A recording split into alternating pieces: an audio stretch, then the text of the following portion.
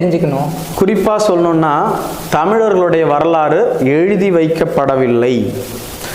நம்மளோட சின்ன நாடான ஸ்ரீலங்காவுக்கு கூட எழுதப்பட்ட முறையான வரலாறு இன்றளவும் உள்ளது. அதாவது கிமு 3ஆம் நூற்றாண்டிலிருந்து இன்றளவும் அவர்களுடைய வரலாறு முறையாக எழுதி வைக்கப்பட்டுள்ளது.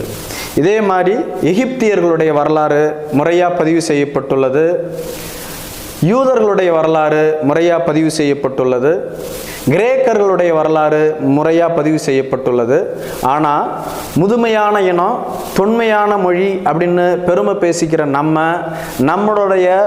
நம்முடைய வரலாறை இழந்துட்டோம் அப்படின்னு தான் சொல்லணும். தமிழர்கள் கண்டிப்பாக எழுதி வச்சிருந்திருக்கலாம். அது எதனால் நமக்கு கிடைக்கலன்னு தெரியல. ஏன்னா தமிழர்களால் எழுதப்பட்ட பல நூல் அழிந்து விட்டது.